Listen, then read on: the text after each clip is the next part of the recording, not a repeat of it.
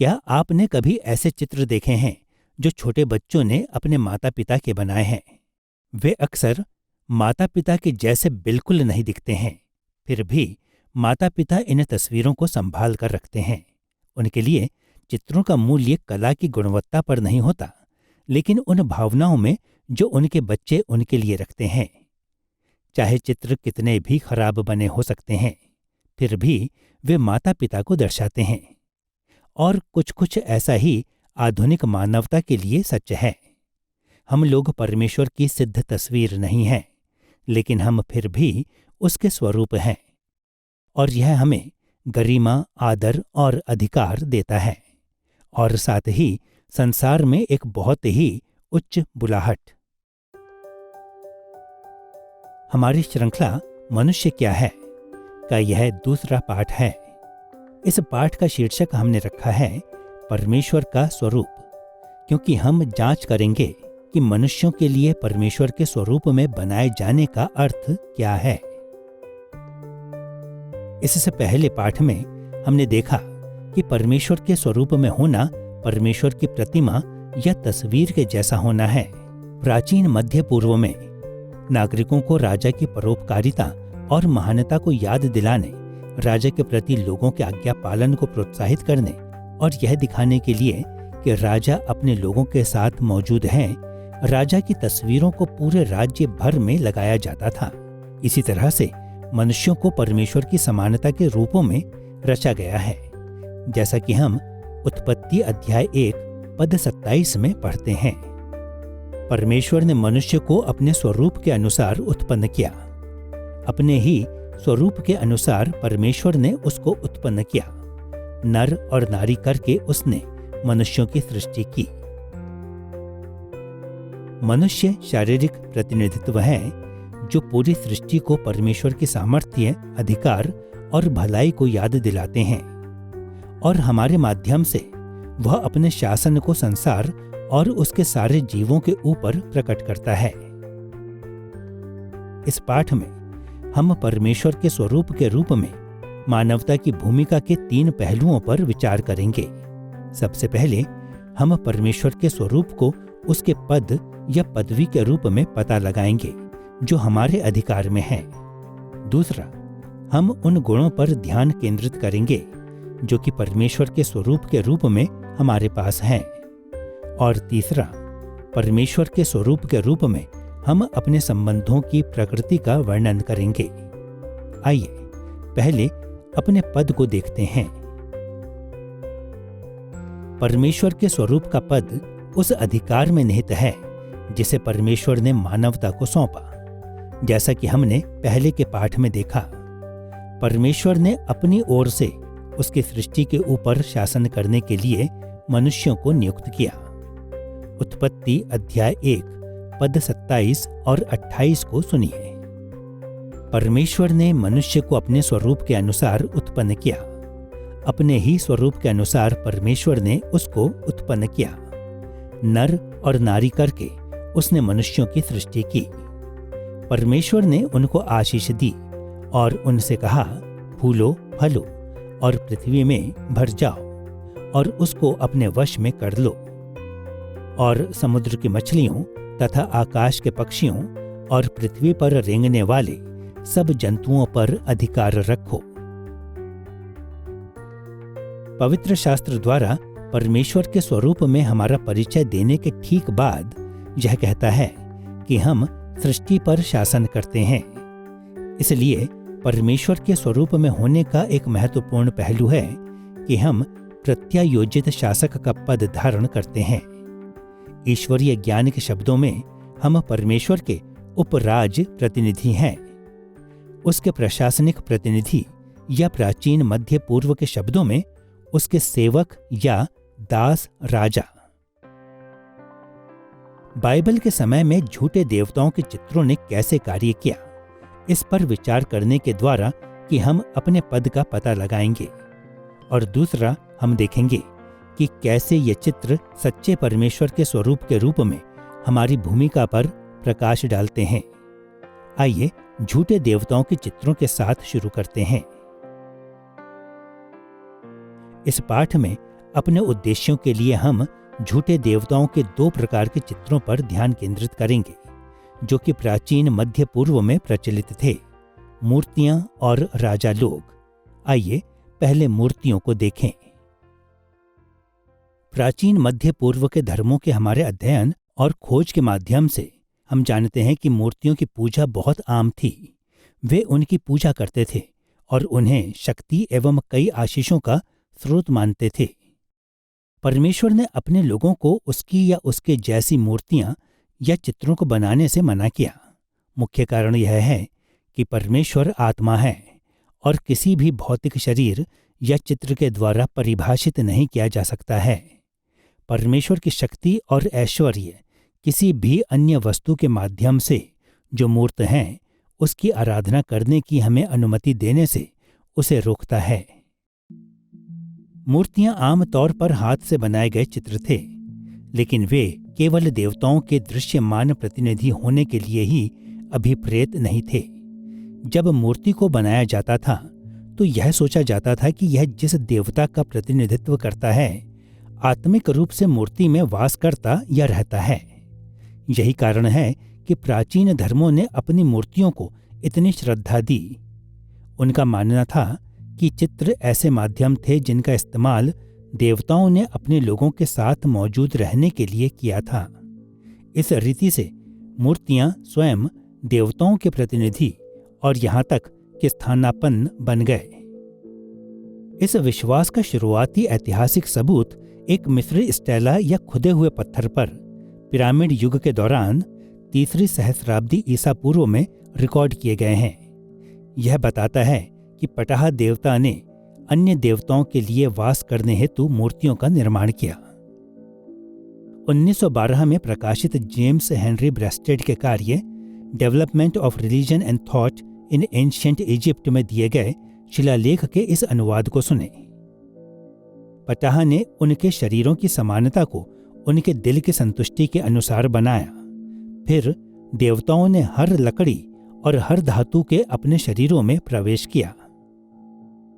Habakkuk भविष्यवक्ता ने इस विश्वास की हबक्कूक अध्याय 2 पद 18 से 19 में आलोचना की, जहां उसने लिखा, खुदी हुई मूरत में क्या लाभ देखकर बनाने वाले ने उसे खोदा है। हाय उस पर जो काठ से कहता है जाग, या अबोल पत्थर से उठ। क्या वह सिखाएगा? वह सोने चांदी से मढ़ा हुआ है, परंतु उसमें आत्मा नहीं है। झूठे धर्म जिनकी आलोचना हबक्कूक ने की, मानते थे कि एक दिव्य तरल या सांस मूर्तियों के अंदर वास करती है, अर्थात कि उनके देवता सुन सकते थे और शायद उन मूर्तियों के माध्यम से उन्हें जवाब दे सकते थे। लेकिन हबक्कूक ने जोर देकर कहा कि मूर्तियों के भीतर ऐसी कोई दिव्य उपस्थिति नहीं थी। इसी तरह यशायाह अध्याय 44 में परमेश्वर ने मूर्तियों के उपयोग का यह कहकर मजाक उड़ाया कि बढ़ई उसी लकड़ी से मूर्ति को बनाता है जिससे वह आग तैयार करता है और अपना खाना बनाता है। यह स्पष्ट होना चाहिए कि मूर्ति किसी भी तरह से विशेष नहीं थी, लेकिन मूर्ति पूजक इतने बहक जाते हैं कि वे स्वयं को बताए गए झूठ की भी पहचान नहीं कर पाते। जैसा कि हम यशायाह अध्याय 44 पद 13 से 20 में पढ़ते हैं, बढ़ई देवदार को काटता या बांज वृक्ष या तूस का वृक्ष, वह इनमें से कुछ सुलगा कर तापता है, वह उसको जलाकर रोटी बनाता है, लेकिन उसी से वह देवता भी बनाकर उसको दंडवत करता है। वह मूरत खुदवा कर उसके सामने प्रणाम करता है। कोई इस पर ध्यान नहीं करता और न किसी को इतना ज्ञान व समझ रहती है कि कह सके, क्या मैं काठ को प्रणाम करूं? क्या मेरे दाहिने हाथ में मिथ्या नहीं? प्राचीन मूर्ति पूजक मानते थे कि जब उन्होंने अपनी मूर्तियों को खाना चढ़ाया या तेल से उनका अभिषेक किया या अन्य तरीकों से उनका अभिषेक किया, तो उनके देवता इस बात से गौरवान्वित होते और लाभान्वित होते थे। लेकिन वास्तविकता में मूर्तियां शक्तिहीन हैं और वे किसी भी वस्तु की आत्मा से आबाद नहीं हैं। पवित्र शास्त्र सिखाता है कि झूठे देवता वास्तव में शैतान हैं। जैसा कि हम व्यवस्था विवरण अध्याय 32 पद 17, भजन अध्याय 106 पद 37 और पहला कुरिन्थियों अध्याय 10 पद 20 में पढ़ते हैं। अन्य झूठे देवता पूरी तरह से काल्पनिक हैं और सभी मामलों में एक मूर्ति बेकार और शक्तिहीन है। पवित्र शास्त्र इस बात से इनकार नहीं करता कि मूर्तियां देवताओं की प्रतिमाएं हैं। यह सिर्फ इस बात पर जोर देता है कि वे जिन देवताओं को दर्शाते हैं वे झूठे हैं और कि प्रतिमाएं शक्तिहीन हैं। लेकिन ये झूठे धर्म जितने भी गलत थे, फिर भी यह समझने में वे हमारी मदद कर सकते हैं कि प्राचीन लोग परमेश्वर के स्वरूप शब्द को कैसे समझते थे। वे हमें दिखाते हैं कि प्राचीन दर्शकों के लिए देवता की प्रतिमा एक पवित्र वस्तु थी। प्रतिमाओं ने देवताओं को दर्शाया, उन्होंने देवताओं में विश्वास को व्यक्त किया एवं उन्हें बढ़ावा दिया। उन्होंने देवताओं की प्रतिष्ठा का प्रसार किया और उन्हें माध्यम के रूप में माना जाता था, जिनका इस्तेमाल देवताओं ने अपने लोगों के साथ रहने और आशीर्वाद देने के लिए किया। यह देखने के बाद कि मूर्तियां कैसे झूठे देवताओं के रूप में कार्य करती थीं, आइए मानवीय राजाओं की ओर मुड़ते हैं। प्राचीन मध्य पूर्व की कई संस्कृतियों में राजाओं को उन देवताओं का स्वरूप कहा जाता था जिनकी उन्होंने सेवा की। यह आंशिक रूप से था क्योंकि राजाओं के लिए सोचा जाता था कि देवताओं तक उनकी विशेष पहुंच है, उसी तरह से जैसे देवताओं को मूर्तियों में मौजूद माना जाता था। और यह आंशिक रूप से था क्योंकि राजाओं ने देवताओं की इच्छा को प्रतिबिंबित या व्यक्ति के रूप में दिखाया। राजाओं से अपेक्षा थी कि वे देवताओं की इच्छा और ज्ञान को सीखें और फिर उस इच्छा को अपने राज्य भर में लागू करें। उदाहरण के लिए मिस्र के नए साम्राज्य काल में लगभग 1550 ईसा पूर्व से शुरू होकर फिरौन को विभिन्न देवताओं के स्वरूप के रूप में कहा जाने लगा और यह मान्यता पुराने नियम के काल में भी जारी रही। हम जानते हैं कि 16वीं शताब्दी ईसा पूर्व में शासन करने वाले अमोसिस प्रथम को सूर्य देवता रे का स्वरूप कहा जाता था। अमेनोफिस तृतीय, जिसने 14वीं शताब्दी ईसा पूर्व में शासन किया था, उसको अमोन देवता द्वारा मेरे जीवित स्वरूप के रूप में संदर्भित किया गया था। और अमोन रे देवता ने अमेनोफिस तृतीय से कहा, तू मेरा प्रिय पुत्र है, मेरा स्वरूप, मैंने तुझे शांति से पृथ्वी पर शासन करने के लिए दिया है। जैसा कि हम इन संदर्भों में देख सकते हैं, फिरौन राजाओं को देवताओं के स्वरूप के समान माना जाता था क्योंकि उन्होंने देवताओं के पृथ्वी वाले राज्यों में शासन किया। ऐसा माना जाता था कि देवताओं ने उन्हें विशेष अनुग्रह दिखाया, उनके साथ घनिष्ठ संवाद बनाए रखा और राजाओं से अपनी इच्छा को पूरा करने की अपेक्षा की। हम मेसोपोटामिया के कुछ राज्यों जैसे असीरिया में कुछ इसी तरह का देखते हैं, हालांकि वहां यह प्रथा कम प्रचलित थी।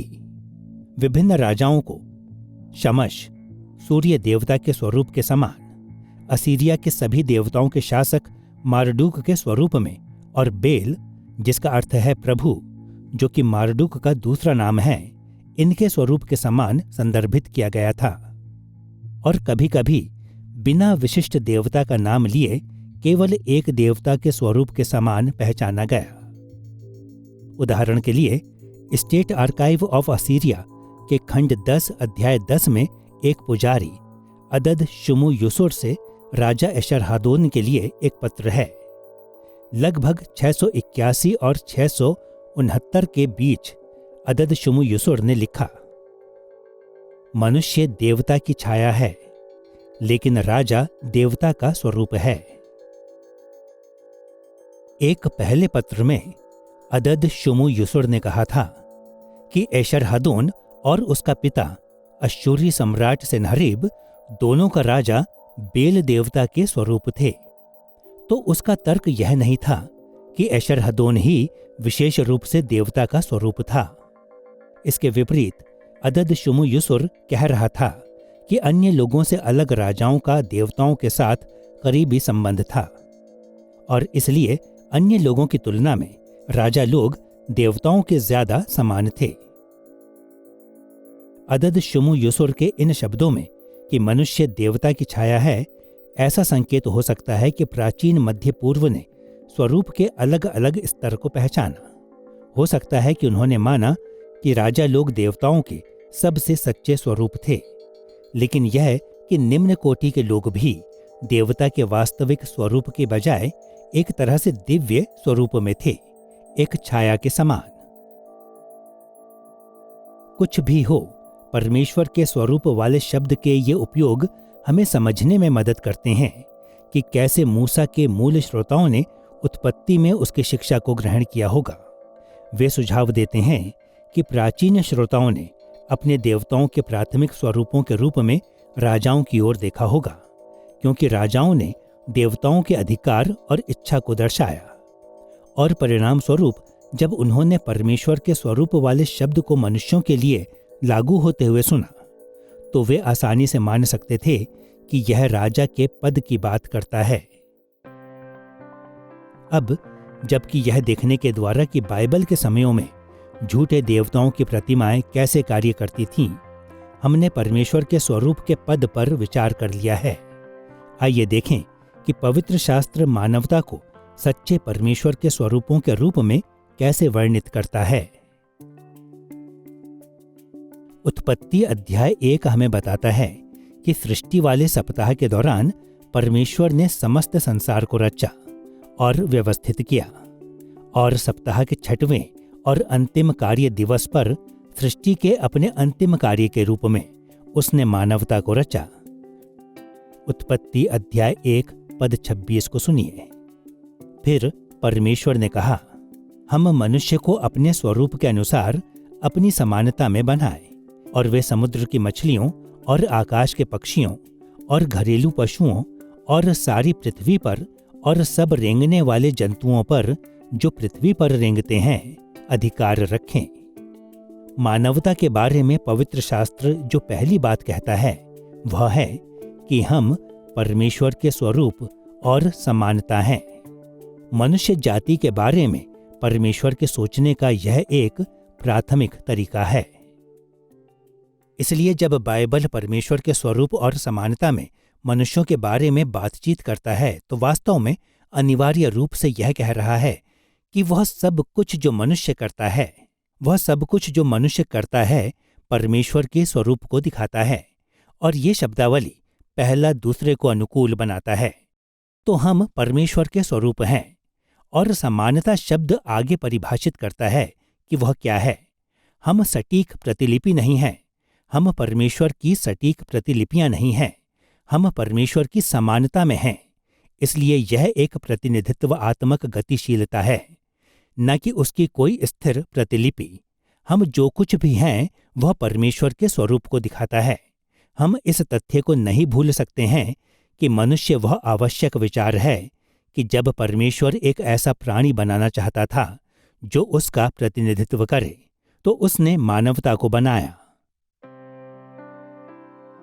सच्चे परमेश्वर के स्वरूपों के रूप में मानवता के बारे में हमारी चर्चा 3 भागों में विभाजित होगी। सबसे पहले हम स्वरूप और समानता के बारे में बाइबल वाली शब्दावली का पता लगाएंगे। दूसरा, परमेश्वर के सिद्ध स्वरूप के रूप में हम यीशु पर विचार करेंगे। और तीसरा, परमेश्वर के स्वरूप के रूप में हम अपने अधिकार का वर्णन करेंगे। आइए पहले स्वरूप और समानता की शब्दावली को देखते हैं। शब्दों के अर्थ स्वरूप या सेलेम इब्रानी में और समानता या देमोत इब्रानी में समान नहीं हैं, लेकिन वे कई तरीकों से अधिव्यापन करते हैं। एक स्वरूप कोई खुदी हुई या ढाली गई मूर्ति हो सकती है, जैसा कि गिनती अध्याय 33 पद 52, दूसरा राजा अध्याय 11 पद 18 और यहेजकेल अध्याय 7 पद 20 और अध्याय 16 पद 17 में। यह कोई मॉडल उन सोने के चूहों के समान जिन्हें वाचा के संदूक के साथ पहला शमूएल अध्याय 6 पद 5 और 11 में वापस किया गया था, और यह प्रतिबिंब या छाया हो सकती है, जैसा कि भजन अध्याय 39 पद 6 और भजन अध्याय 73 पद 20 में। इसके विपरीत समानता शब्द कभी भी मूर्ति की पहचान नहीं करता है, लेकिन दूसरा इतिहास अध्याय 4 पद 3 में यह कांस्य की बैल के जैसी मूर्तियों को संदर्भित करता है। यह दूसरा राजा अध्याय 16 पद 10 में एक वेदी के रेखाचित्र या योजना की भी पहचान करता है, और पूरे पुराने नियम के भविष्यवक्ता वाले लेखों में यह किसी एक वस्तु के रूप का या ध्वनि का दूसरी वस्तु के साथ तुलना करके वर्णन करता है।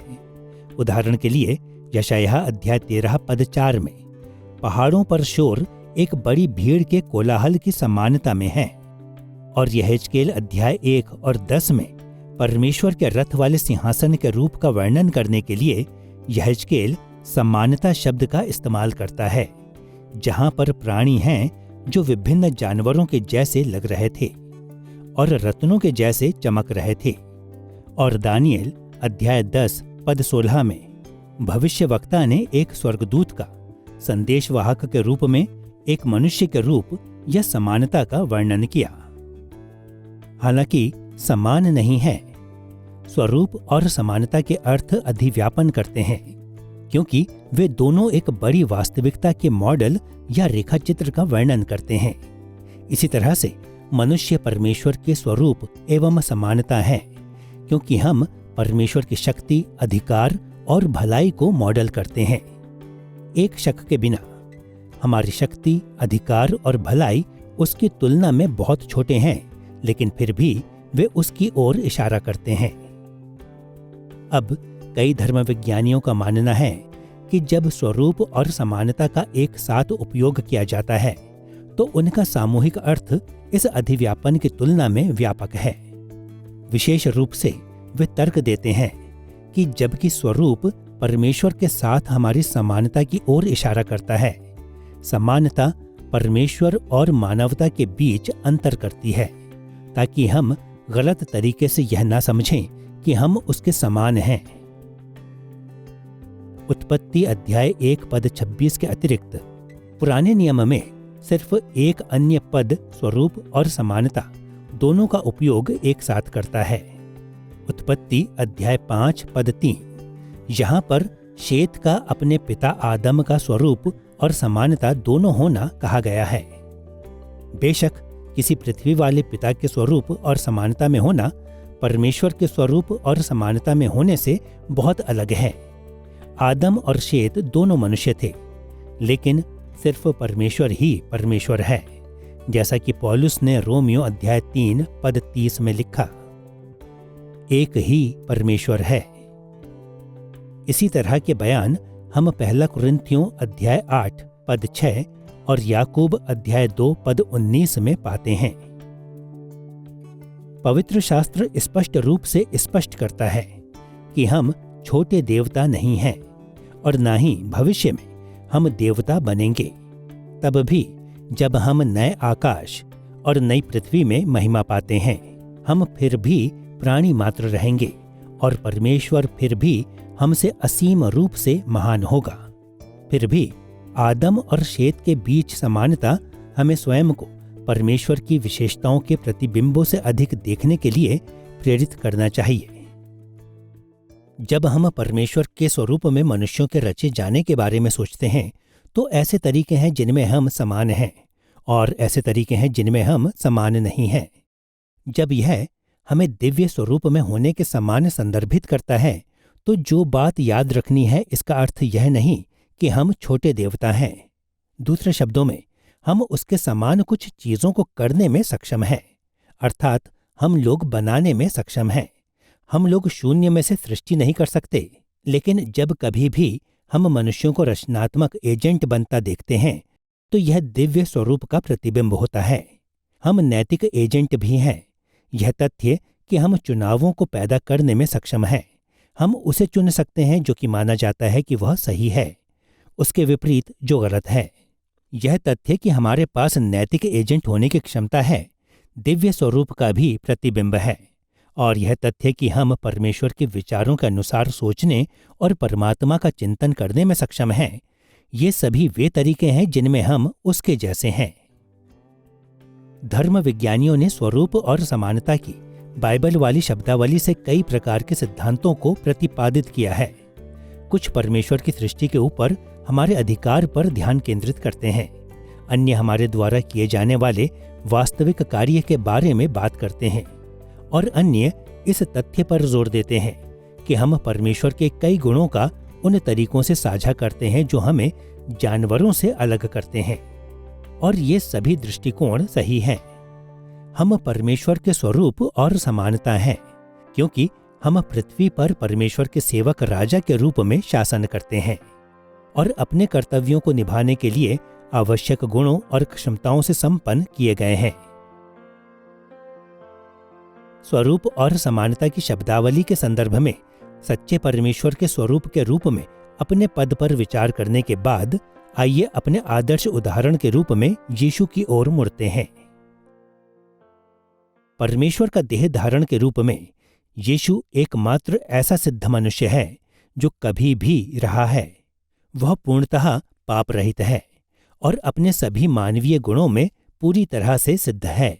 इसके अलावा मसीहा या ख्रिस्ट के रूप में वह परमेश्वर के राज्य के ऊपर मानव राजा भी है, और बेशक किसी भी अन्य मनुष्य से ज्यादा परमेश्वर की विशेष उपस्थिति उसमें वास करती है, क्योंकि वह स्वयं परमेश्वर है।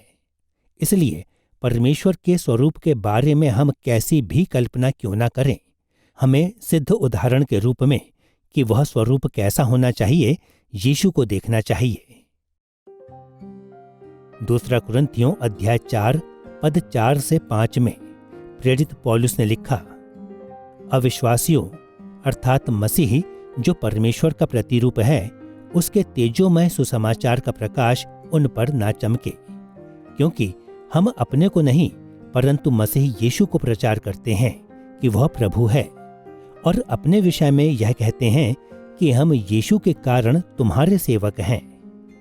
इस अनुच्छेद में पौलुस ने यीशु की पहचान उस तरीके में परमेश्वर के स्वरूप के रूप में की है जो उसे अन्य सभी मनुष्यों से अलग करती है। सबसे पहले उसने परमेश्वर के स्वरूप को परमेश्वर के समान यीशु के दिव्य महिमा के साथ जोड़ा, और दूसरा उसने प्रभु या राजा वाले यीशु के मानवीय पद पर प्रकाश डाला है। परमेश्वर के सिद्ध स्वरूप के रूप में यीशु ने दिव्य महिमा को उस तरीके में दर्शाया जैसा कोई प्राणी मात्र नहीं कर सकता है। हाँ, कुलुस्सियों अध्याय 2 पद 9 में पौलुस ने सिखाया कि मसीह में परमेश्वर ने पूर्ण रीति से वास किया, कुछ भी नहीं छोड़ा, जिससे कि मसीह में परमेश्वर के सभी गुण उपस्थित और प्रकट हैं। और परिणाम स्वरूप जब यीशु अपनी महिमा प्रकट करता है, आमतौर पर एक महान ज्योति के रूप में दिखाई देता है। वह दृश्यमान रूप से प्रतिनिधित्व करता है हमारे त्रिएक परमेश्वर का, लेकिन उसकी महिमा का प्रकाशन इससे कहीं अधिक गहरा है। परमेश्वर की महिमा में उसके निहित मूल्य, उसकी प्रतिष्ठा और उसको प्राप्त प्रशंसा शामिल है, और ये सभी बातें मसीह में परमेश्वर के लिए भी सत्य हैं, जैसा कि इब्रानियों का लेखक इब्रानियों अध्याय 1 पद 3 में कहता है, पुत्र परमेश्वर की महिमा का प्रकाश और उसके तत्व की छाप है। और जैसा कि यीशु ने स्वयं इसको यूहन्ना अध्याय 14 पद 9 में कहा है, जिसने मुझे देखा है उसने पिता को देखा है। पौलुस ने भी कहा कि यीशु परमेश्वर का आदर्श स्वरूप है, क्योंकि वह प्रभु है। प्रभु शब्द इस तथ्य को संदर्भित करता है कि यीशु वह राजा है जो सृष्टि के ऊपर परमेश्वर के शासन को सिद्धता के साथ लागू करता है। परमेश्वर के उपराज्य प्रतिनिधि या दास राजा के रूप में उत्पत्ति अध्याय 1 पद 26 से 28 में पूरी मानवता को इस कार्य के साथ प्रभारित किया गया था, लेकिन छुड़ाई गई मानवता के ऊपर राजा के रूप में और परमेश्वर की व्यवस्था के दोष रहित रखवाले के रूप में यीशु इस पद को सिद्धता के साथ पूरा करता है। सुनिए कैसे पौलुस ने परमेश्वर के स्वरूप के रूप में यीशु की महिमा और राजा होने का वर्णन किया। कुलुस्सियों अध्याय 1 पद 13 से 18 में। पिता ने हमें अपने प्रिय पुत्र के राज्य में कराया।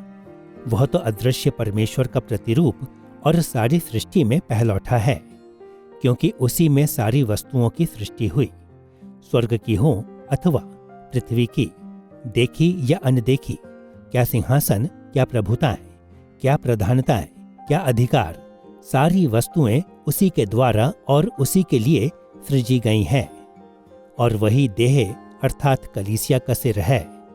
वही आदि और मरे हुओं में से जी उठने वालों में पहलौठा कि सब बातों में वही प्रधान ठहरे। यीशु परमेश्वर का स्वरूप है, क्योंकि हर क्षेत्र में उसका वर्चस्व है। वह अपने स्वयं के राज्य का राजा है। वह सृष्टि के ऊपर पहलौठा है, अर्थात उसके पास सृष्टि के ऊपर विरासत का पूरा अधिकार है। वह अन्य सभी शक्तियों का सृष्टि करता है, जिसका अर्थ है कि उसका अपना अधिकार उनके अधिकार से महान है। वह कलीसिया का मुखिया या शासक है और उसके पास पहले पुनर्जीवित और महिमा पाए मनुष्य होने का गौरव है। इन सभी तरीकों में यीशु परमेश्वर की शक्ति और महिमा का सिद्ध प्रतिनिधित्व है। और जब मनुष्य के माध्यम से व्यक्त किया जाता है तो परमेश्वर का राजा होना और अधिकार कैसा दिखाई देता है, वह उसका सिद्ध उदाहरण है। यीशु परमेश्वर का सिद्ध स्वरूप है। यीशु दूसरा आदम है, जैसा कि हम पहला कुरिन्थियों अध्याय 15 पद 45 में पढ़ते हैं। अंतिम आदम, जो स्वयं में परमेश्वर की सामर्थ्य था और यीशु की पूर्णता में परमेश्वर की असाधारण शक्ति का प्रदर्शन किया गया था, क्योंकि वह एक ऐसा मनुष्य बना जिसने पाप नहीं किया, ऐसा मनुष्य जो पाप से पैदा नहीं हुआ था। यदि हम मत्ती अध्याय 1 पद 19 और 20 में देखें तो हम देखते हैं कि यीशु की आत्मा यूसुफ या मरियम या आदम की वंशावली से नहीं आई, लेकिन पवित्र आत्मा से। इसलिए चाहे उसने मानव शरीर और लहू को पहना था, उसका जीवन एक ऐसा जीवन था जो भीतर से सिद्ध था। उसकी पवित्रता भीतर से सिद्ध थी और यीशु परमेश्वर का सिद्ध स्वरूप था, क्योंकि वह पाप में नहीं गिरा था। चाहे भले ही उसने एक मनुष्य के रूप में कमजोरियों को महसूस किया, इब्रानियों अध्याय 4 पद 15, लेकिन उसने पाप नहीं किया। उसने अपने विचारों में पाप नहीं किया, उसने अपनी बोली में पाप नहीं किया, उसने अपने कार्यों में पाप नहीं किया। अपने पूरे जीवन भर इस संसार में परमेश्वर के मनुष्य के रूप में जब तक उसने अपने कार्य को पूरा नहीं कर लिया, उसने पाप नहीं किया। यही परमेश्वर का सिद्ध स्वरूप है। यही सिद्ध जीवन का यीशु मसीह के द्वारा पेश किया गया उदाहरण है। कोई भी अन्य मनुष्य परमेश्वर का प्रतिनिधित्व इतनी सिद्धता से नहीं कर सकता जैसे यीशु करता है। फिर भी हम अभी भी परमेश्वर के पूर्ण स्वरूप हैं और केवल छाया नहीं है, जैसा कि असीरिया के लोग विश्वास करते थे। हम अभी भी उसकी ओर से शासन करते, उसकी इच्छा को पूरा करते और उसकी महिमा को प्रतिबिंबित करते हैं। हम इन बातों को इतनी अच्छी तरह से नहीं करते जैसा यीशु करता है, लेकिन फिर भी हम उन्हें करते हैं। और इसीलिए पहला कुरिन्थियों अध्याय 11 पद 7 में पौलुस यह कह पाया, मनुष्य परमेश्वर का स्वरूप और महिमा है। अभी तक हमने स्वरूप और समानता की शब्दावली की जांच और परमेश्वर के सबसे सिद्ध स्वरूप के रूप में यीशु पर ध्यान केंद्रित करने के द्वारा सच्चे परमेश्वर के स्वरूपों के रूप में अपने पद पर चर्चा की है। आइए अब अपने अधिकार को देखें। जब पवित्र शास्त्र मानवता को परमेश्वर के स्वरूप के रूप में पहचानता है, तो यह स्वरूप के रूप में हमारी भूमिका को पृथ्वी के ऊपर हमें दिए गए अधिकार के साथ जोड़ता है।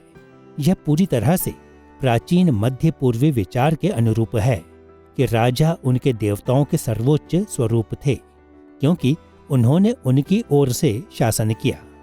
लेकिन पवित्र शास्त्र इस अधिकार और पद का विस्तार मात्र राजाओं से भी अधिक करता है। सभी मनुष्य, नर और नारी, युवा और बुजुर्ग, शाही और आम, परमेश्वर के वाइस रीजेंट्स या दास राजा हैं, जिनका काम यह सुनिश्चित करना है कि उसकी इच्छा पृथ्वी पर पूरी हो। मानवता को रचने का परमेश्वर का यही कारण था, और एक बार जब हम रच दिए गए तो यह वह भूमिका थी जिसे उसने हमें सौंपा था। उत्पत्ति अध्याय 1 पद 27 और 28 को एक बार फिर से सुनिए। परमेश्वर ने मनुष्य को अपने स्वरूप के अनुसार उत्पन्न किया। अपने ही स्वरूप के अनुसार परमेश्वर ने उसको उत्पन्न किया। नर और नारी करके उसने मनुष्यों की सृष्टि की।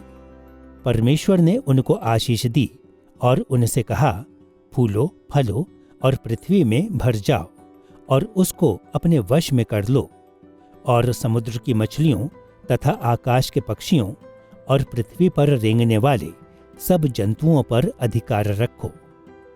जैसा कि यह अनुच्छेद दर्शाता है, परमेश्वर से जो अधिकार हमने प्राप्त किए उसके कम से कम 3 पहलू हैं। हम पृथ्वी को परमेश्वर के स्वरूप से भरने के लिए पृथ्वी के सभी प्राणियों पर शासन करने और स्वयं पृथ्वी को वश में करने के लिए अधिकृत हैं। अपनी संख्या को बढ़ाने के द्वारा हम पृथ्वी को भरते हैं, जिसके कारण हम दुनिया भर में उसके जीवित स्वरूपों को पैदा करते हैं। इसका अर्थ है कि हम अपने साथ परमेश्वर के प्रतिनिधित्व वाली उपस्थिति को ले जाकर और हर जगह मानव संस्कृति को स्थापित कर हम दुनिया के सभी हिस्सों में रह सकते हैं, और हमें रहना चाहिए। हम सभी पृथ्वी के प्राणियों को विभिन्न तरीकों से नियंत्रित करते हैं, जिनमें शामिल है उन्हें पालतू बनाना, उनके आवासों का प्रबंधन करना और दुर्व्यवहार से उनकी रक्षा करना। और हम कृषि और प्राकृतिक संसाधनों के समझदारी वाले प्रबंधन जैसे कार्यों के माध्यम से इसे एक जंगल से सुंदर जीवनदायक वाटिका में बदलकर स्वयं पृथ्वी को वश में करते हैं। वास्तव में वह आम विचार जिसे हम उत्पत्ति अध्याय 1 और 2 में पढ़ते हैं, वह है मानवता से अपेक्षा की गई थी कि वह अदन की वाटिका की सीमाओं का विस्तार करे, जब तक कि पूरा ग्रह परमेश्वर के निवास के लिए एक उपयुक्त आवास नहीं बनाया जाता। अंतिम लक्ष्य परमेश्वर की विशेष उपस्थिति के लिए था कि वह पूरी पृथ्वी को उस रीति से भर दे जैसे उसने मूल रूप से अदन की वाटिका को भरा था। परमेश्वर के स्वरूप के रूप में हमारी भूमिका या पद सभी मानवता को राजशाही के स्तर तक ऊपर उठाती है। परमेश्वर ने हमें पूरी पृथ्वी पर अपना शासन चलाने का काम सौंपा है, और वह पद हमें बहुत बड़ी गरिमा प्रदान करता है।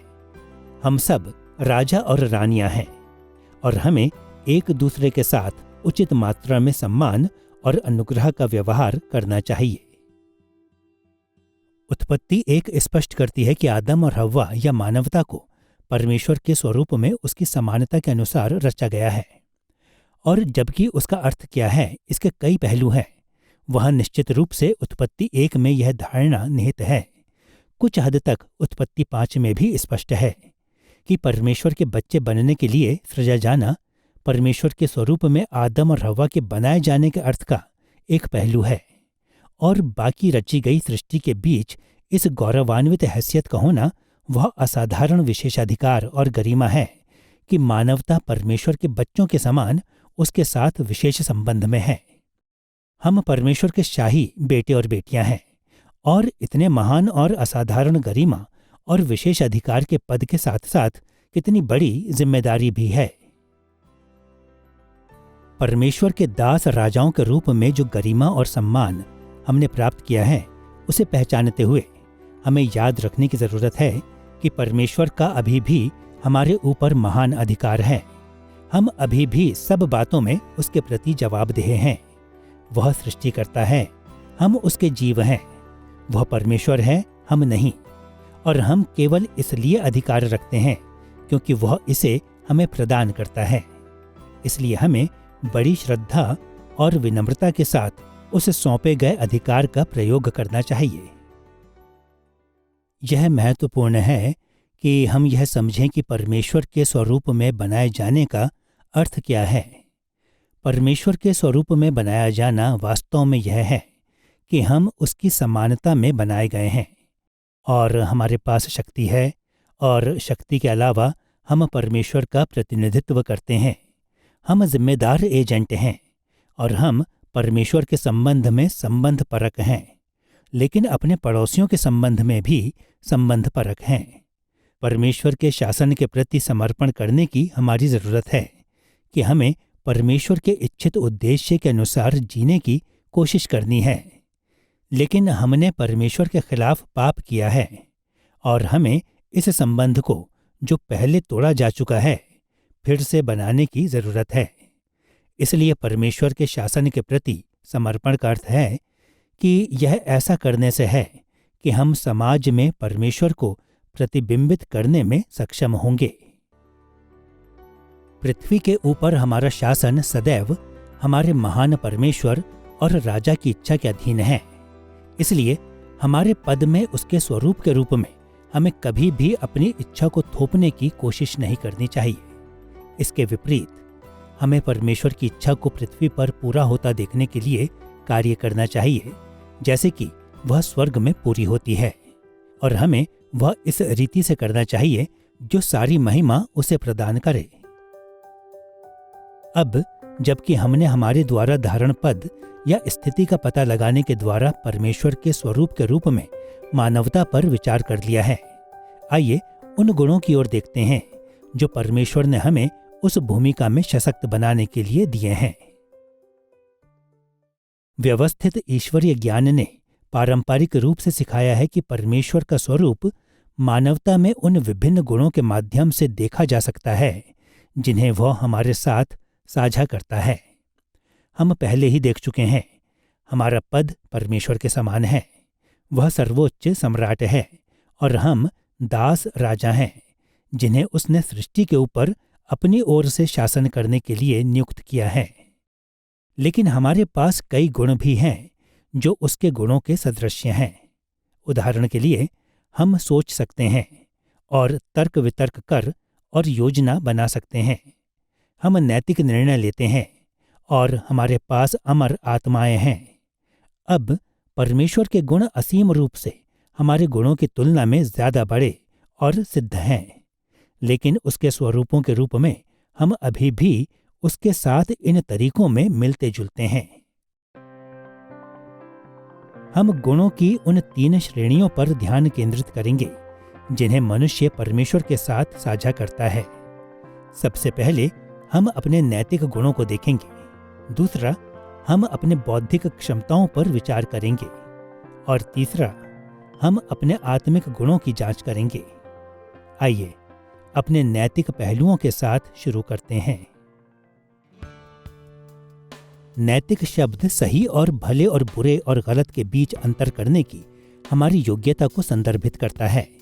पवित्र शास्त्र के संबंध में सही और भला उन अवधारणाओं, व्यवहारों और भावनाओं के रूप में पहचाने जाते हैं जिन्हें परमेश्वर अनुमोदित एवं आशीषित करता है, और गलत एवं बुराई ऐसी अवधारणाएं, व्यवहार और भावनाएं हैं जिन्हें वह निषेध करता और दंड देता है। और क्योंकि हम परमेश्वर के स्वरूप में बनाए गए हैं, इसलिए हमें इन बातों में उसके परिप्रेक्ष्य में अंतर्दृष्टि दी गई है। यह सत्य है कि मानवता के पाप में गिरने के कारण हमारा नैतिक निर्णय क्षतिग्रस्त हो गया है, लेकिन यह पूरी तरह से नष्ट नहीं हुआ है। इसके अलावा विश्वासियों के लिए यह पुनः स्थापित होने की प्रक्रिया में है। अदन की वाटिका में आदम और हव्वा के नैतिक गुणों पर विचार कीजिए। जब परमेश्वर ने मानवता को अदन की वाटिका में रखा, उन्होंने समझ लिया कि उन्हें उसमें कार्य करना और उसकी देखभाल करनी थी, जैसा कि परमेश्वर ने उत्पत्ति अध्याय 2 पद 15 में कहा है, और उन्होंने उन दायित्वों को नैतिक रूप से अच्छा माना। लेकिन वे यह भी समझ गए थे कि उन्हें भले और बुरे के ज्ञान के वृक्ष से खाना नहीं था, क्योंकि उत्पत्ति अध्याय 2 पद 17 में इसे मना किया था। कभी कभी मसीही लोग यह सोचने की गलती करते हैं कि आदम और हव्वा को वृक्ष में से खाने से पहले सही और गलत की जानकारी नहीं थी, लेकिन यह साफ है कि यह विचार गलत है। आखिरकार उत्पत्ति अध्याय 3 पद 2 और 3 में हव्वा सर्प को यह बताने में सक्षम थी कि उसे क्या करने की अनुमति थी और क्या करने से उसे मना किया गया था। आदम और हव्वा ने निषिद्ध फल खाने के बाद निश्चित रूप से ज्ञान को प्राप्त किया, लेकिन पवित्र शास्त्र ने नैतिक निर्णय के संदर्भ में इसका वर्णन नहीं किया है, जैसा कि हम उत्पत्ति अध्याय 3 पद 7 में पढ़ते हैं। तब उन दोनों की आंखें खुल गईं और उनको मालूम हुआ कि वे नंगे हैं। यहाँ पर नंगा शब्द का अर्थ न केवल नंगेपन को इंगित करता है, लेकिन शर्म और भेद्यता को भी। यह वही शब्द है जिसका प्रयोग यशायाह अध्याय 47 पद 3 में किया गया है, जहाँ परमेश्वर ने कहा, तेरी नग्नता उघाड़ी जाएगी और तेरी लज्जा प्रकट होगी। मैं बदला लूंगा और किसी मनुष्य को ना छोड़ूंगा। निषिद्ध फल के खाने ने आदम और हव्वा के ज्ञान को, उनकी कमजोरी को उजागर करने के द्वारा बढ़ाया। जब वे आज्ञाकारी और परमेश्वर के भले अनुग्रह में सुरक्षित थे, कोई भी उनको न डरा सकता या हानि पहुंचा सकता था। लेकिन उन्होंने एहसास नहीं किया कि उनकी सफलता और सुरक्षा पूर्णतः परमेश्वर के द्वारा दी गई थी, और केवल इसलिए क्योंकि वह उन पर अनुग्रहकारी था। इसलिए उन्होंने यह भी एहसास नहीं किया कि जब वे पाप करेंगे तो वे उसके प्रावधान और सुरक्षा को खो देंगे। लेकिन जैसे ही उन्होंने खाया, ये बातें स्पष्ट हो गईं। उन्होंने बुराई से अच्छाई को अंतर करने के बारे में नहीं सीखा, लेकिन उन्होंने दोनों के अनुभव और परिणामों के बारे में ज्यादा सीखा। वास्तव में जब मानवता के नैतिक योग्यताओं के बारे में बात होती है, पाप में हमारे गिरने ने वास्तव में हमारे नैतिक निर्णय को कम कर दिया। जैसा कि पौलुस ने तीतुस अध्याय 1 पद 15 में कहा, पर अशुद्ध और अविश्वासियों के लिए कुछ भी शुद्ध नहीं, वरन उनकी बुद्धि और विवेक दोनों अशुद्ध हैं। क्योंकि हमारी बुद्धि और विवेक भ्रष्ट हो गए हैं, पाप में गिरा हुआ मनुष्य अच्छे और बुरे का सही तरीके से मूल्यांकन नहीं कर सकता है। इस मायने में हम परमेश्वर के खराब स्वरूप बन गए हैं। लेकिन बुरा समाचार वहीं नहीं खत्म होता है, हमने नैतिक तरीकों से व्यवहार करने की क्षमता भी खो दी है, ऐसे कार्य करना जो परमेश्वर को भाते हों।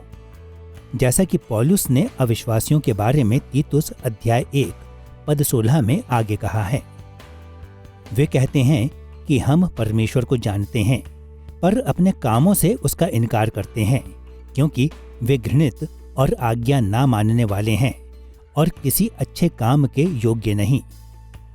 और रोमियो अध्याय 8 पद 7 और 8 में उसने जोड़ा, पाप में मन परमेश्वर से बैर रखना है, क्योंकि ना तो वह परमेश्वर की व्यवस्था के अधीन है और ना हो सकता है। जो पापमय स्वभाव के द्वारा नियंत्रित होते हैं, वे परमेश्वर को प्रसन्न नहीं कर सकते। हम पूरे पवित्र शास्त्र में ऐसे ही विचार पाते हैं, जिनमें शामिल है लूका अध्याय 6 पद 43 से 45, यूहन्ना अध्याय 15 पद 4 और 5 और इब्रानियों अध्याय 11 पद 6। मानवता के पाप में गिरने का मनुष्यों के रूप में आज हमारी नैतिक क्षमता पर गहरा प्रभाव पड़ा है। आप पहले ही स्वयं उत्पत्ति अध्याय 3 में इसका एक महत्वपूर्ण पहलू कहानी में देख सकते हैं। आदम और हव्वा के पाप करने के बाद वे क्या करते हैं? वे परमेश्वर से छिप जाते हैं।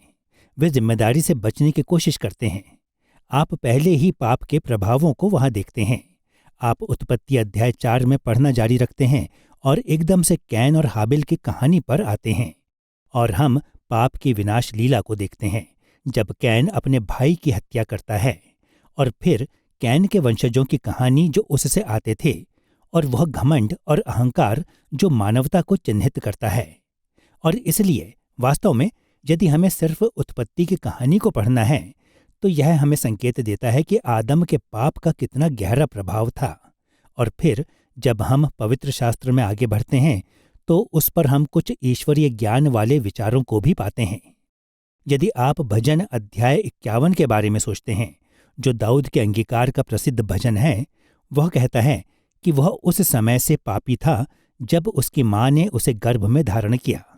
वहां पर दाऊद हमारी पापमयता को हमारे अस्तित्व की शुरुआत में वापस ले जाता है। यह ऐसा कुछ नहीं था जिसे हमने बाद में बुरे सांस्कृतिक प्रभावों या किसी चीज के माध्यम से सीखा। यह ऐसा है जिसकी जड़ें बहुत गहराई तक हैं और इसका सबसे परिपक्व और पूर्ण शिक्षण नए नियम में आता है। उदाहरण के लिए हम पौलुस को शिक्षा देते हुए पाते हैं कि कैसे जो आत्मा के बिना है परमेश्वर की आत्मा की बातों को समझने में सक्षम नहीं है। यह पहला कुरिन्थियों अध्याय 2 में है। रोमियो अध्याय 8 इस बारे में कहता है कि जो शरीर की दशा में हैं, जो कि मसीह से दूर हम सब हैं, कैसे हम उन बातों को नहीं कर पाते हैं जो परमेश्वर को प्रसन्न करती हैं। हम में परमेश्वर के उस पुनर्जन्म देने वाले अनुग्रह से हटकर अपने पापों से मुड़ने और परमेश्वर की दृष्टि में उसको प्रसन्न करने वाले कार्य करने की यह पूर्ण अयोग्यता है। कुछ ईश्वरीय ज्ञान वाली परंपराओं में हमारी मूल धार्मिकता और पवित्रता के साथ साथ हमारी नैतिक क्षमता की हानि को इतना बड़ा माना जाता है, जैसे कि हम परमेश्वर के स्वरूप और समानता को पूरी तरह से खो चुके हैं। लेकिन पवित्र शास्त्र फिर भी पापमय मानवता को परमेश्वर के स्वरूप और समानता जैसा संदर्भित करता है। उदाहरण के लिए उत्पत्ति अध्याय 9 पद 6 हत्या की निंदा करता है, क्योंकि मनुष्य अभी भी परमेश्वर के स्वरूप हैं।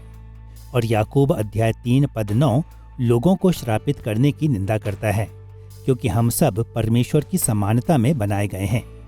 इसलिए ज्यादातर ईश्वरीय ज्ञान वाली परंपराओं ने माना है कि मानवता में परमेश्वर का स्वरूप और समानता भ्रष्ट हो गई, लेकिन नष्ट नहीं हुई। किसी भी स्थिति में सभी सुसमाचारी लोग सहमत हैं कि पाप में मानवता के गिरने ने हमारे नैतिक गुणों को भ्रष्ट किया। लेकिन विश्वासियों के लिए शुभ संदेश है, जब हम मसीह में विश्वास करते हैं तो परमेश्वर हम में अपने स्वरूप के इस पहलू का नवीनीकरण और पुनर्स्थापन शुरू कर देता है। जैसा कि पौलुस ने इफिसियों अध्याय 4 पद 24 में लिखा, विश्वासियों को नए मनुष्यत्व को पहन लो, जो परमेश्वर के अनुरूप सत्य की धार्मिकता और पवित्रता में सृजा गया है। जिस नए मनुष्यत्व का वर्णन पौलुस ने किया, उसमें हमारे अस्तित्व का हर पहलू शामिल है, जिसमें शामिल है हमारे नैतिक निर्णय और उन कार्यों को करने की हमारी योग्यता जो परमेश्वर को प्रसन्न करते हैं। हमारा ज्ञान, हमारी धार्मिकता और हमारी पवित्रता सभी को मसीह में पुनर्स्थापित किया जा रहा है, और यह पुनर्स्थापन हमें और ज्यादा परमेश्वर के समान बना रहा है, ताकि हम उसके स्पष्ट स्वरूप बन जाएं। हमारे नैतिक गुणों की इस समझ को ध्यान में रखकर आइए हमारी बौद्धिक योग्यताओं की ओर मुड़ते हैं। मानवता के परमेश्वर के स्वरूप वाले सिद्धांत को अक्सर 2 कारणों के लिए मनुष्यों की बौद्धिक शक्ति के साथ जोड़ा जाता है। ध्यान करने वाली पहली बात है कि हालांकि मानवता के पाप में गिरने के कारण परमेश्वर का स्वरूप जबकि बुरी तरह से बिगड़ गया, तो भी यह पूरी तरह से नष्ट नहीं हुआ, और इसलिए हमारे भीतर आज भी परमेश्वर का स्वरूप बना हुआ है, जिसे हम अपने अस्तित्व में लिए फिरते हैं। और शायद हमारे लिए उसे समझने का सबसे अच्छा तरीका है कि यह समझने का विचार कि हम कैसे सोचते हैं और बौद्धिक रीति से कैसे व्यवहार कर सकते हैं। दूसरे शब्दों में, पाप में गिरने के बावजूद मनुष्यों के पास जो सही है और जो गलत है, उसके बीच अंतर करने की उनकी योग्यता में सुसंगत सोच के आधार पर निर्णय लेने की क्षमता है। और यह इस तथ्य से बहुत स्पष्ट रूप से बात करता है कि हम परमेश्वर की व्यवस्था के साथ रचे गए हैं। परमेश्वर की व्यवस्था का ज्ञान हमारे अस्तित्व, हमारे दिमागों और हमारे विवेक में डाला गया है, और इसलिए प्रेरित पौलुस इस बारे में बात करते हैं कि इस तथ्य के बावजूद कि यहूदियों के समान अन्य जातियों को परमेश्वर की व्यवस्था नहीं दी गई थी, उनके पास स्वयं के स्वभाव के द्वारा हम सभी के पास अपने स्वभाव से हमारे विवेक में परमेश्वर का ज्ञान डाला गया है और इस कारण हम बौद्धिक निर्णय लेने में सक्षम हैं। कलीसियाई इतिहास में बहुत पहले से ही मसीही लोगों ने समझा है कि मनुष्यों में परमेश्वर के स्वरूप में बौद्धिक रीति से सोचने और जटिल भावनाओं को संसाधित करने की हमारी क्षमता शामिल है। हम उत्पत्ति अध्याय 2 पद 19 और 20 में अदन की वाटिका में मानवता की बौद्धिक क्षमता के महत्व को देख सकते हैं। इन पदों में आदम ने जानवरों को उचित नाम देने और पृथ्वी को भरने एवं वश में करने की उनकी उपयुक्तता का मूल्यांकन करने के लिए परमेश्वर के स्वरूप के रूप में अपने अधिकार का प्रयोग किया। इस बौद्धिक क्षमता में से कुछ पाप में हमारे गिरने में खो गया था, जैसा कि कई बाइबल के अनुच्छेदों में स्पष्ट है, जो मनुष्यों के बुद्धिहीन और यहाँ तक कि कई बार पागल होने के बारे में बोलते हैं, जैसे कि सभोपदेशक अध्याय 9 पद 3 और यिर्मयाह अध्याय 17 पद 9। और दूसरे अनुच्छेद हमारे द्वारा उन बातों को समझने की क्षमता को खो देने के बारे में बोलते हैं जो परमेश्वर हमें दिखाता और हमसे कहता है। उदाहरण के लिए हम इसे व्यवस्था विवरण अध्याय 29 पद 2 और 3 में देखते हैं, जहां इस्राएलियों का मन उन चमत्कारों के महत्व को नहीं समझ सका जो परमेश्वर ने उनके लिए किए थे। और यूहन्ना अध्याय 8 पद 43 से 47 में यीशु ने समझाया कि अविश्वासी शैतान के संतान थे, जो कि झूठ का पिता है, और परिणाम स्वरूप वे झूठ पर विश्वास करते हैं और सत्य को स्वीकार करने में असमर्थ हैं। और इफिसियों अध्याय 4 पद 17 से 18 में पौलुस ने जो लिखा उसे सुनिए। अन्य जाति लोग अपने मन की अनर्थ रीति पर चलते हैं, क्योंकि उनकी बुद्धि अंधेरी हो गई है और उस अज्ञानता के कारण जो उनमें है और उनके मन की कठोरता के कारण वे परमेश्वर के जीवन से अलग किए हुए हैं।